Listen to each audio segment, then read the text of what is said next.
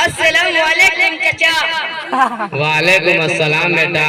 चाचा इस उम्र में चाचा इस गठरी वठरी में क्या लेकर जा रहे हैं? खैरियत तो है ना? मौलाना साहब बाजार गए थे सब्जी लेने। चाचा इस उम्र में बाजार गए थे, क्या आपके बच्चे वगैरह हैं कि नहीं?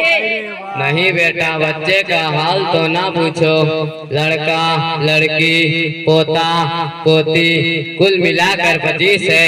मगर एक कहावत है, 100 पुत्र राम के एको नाकाम के है। चाचा ये कैसी बर्बादी है? आपने इन्हें दीनी तालीम नहीं दी थी क्या?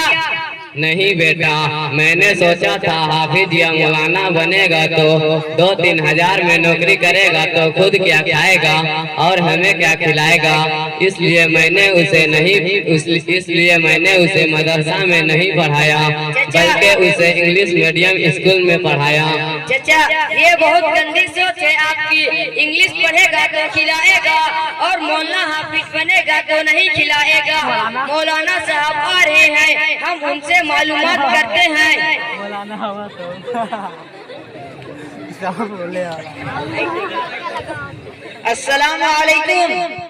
वालेकुम अस्सलाम मौलाना साहब, हम आपके मकतब में पढ़ते हैं और ये चाचा चाहते हैं कि मौलाना हाफिज बनेगा तो क्या खाएगा और बीबी बच्चे को क्या खिलाएगा।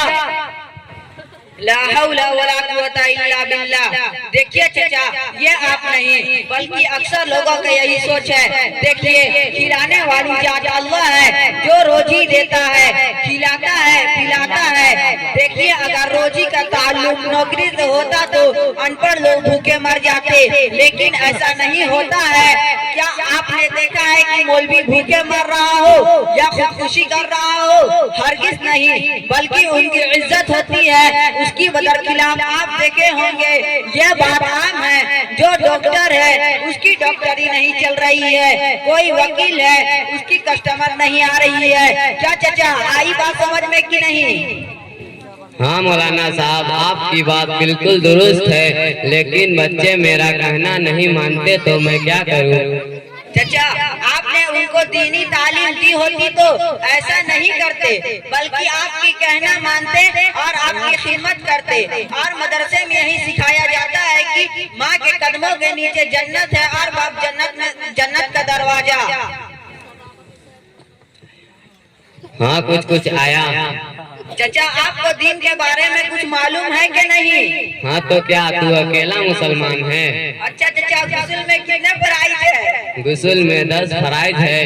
नंबर 1 पानी का होना, नंबर 2 तौलिया लुंगी का होना, नंबर 3 लोटा बाल्टी का होना, नंबर 4 तौलिया उठाकर बाथरूम में जाना, नंबर 5 साबुन का होना, नंबर 6 बैतुल खला में जाना, नंबर 7 इस्तिंजा करना, नंबर 8 मिसवाक करना, नंबर 9 मंजन ब्रश करना, नंबर 10 सबसे जरूरी बात यह है ठंडी में गर्म पानी का होना। ये 10 चीजें जरूरी है, वरना गुस्ल नहीं होगा।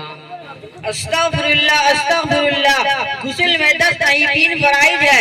नंबर 1 मुंह भर के कुल्ली करना, नंबर 2 नाक के नरम हड्डी तक पानी पहुंचाना, नंबर 3 पूरे बदन में पानी बहाना, इतना बहाना कि एक बाल बराबर सूखा भी ना रहे। इतना कम है? मैंने सोचा था 20-25 होगा, लेकिन मौलाना आपने इतना अच्छी तालीम कहाँ से सीखे हो? आप नहीं जानते, बिरदा में एक मकतब है जहाँ जामताड़ा के इमाम साहब बहुत अच्छा पढ़ाते हैं। मैं उसी से सीखा हूँ। माशाअल्लाह माशाअल्लाह। अब मैं चलता हूँ, मेरा काम हो गया। अस्सलाम वालेकुम। वालेकुम अस्सलाम।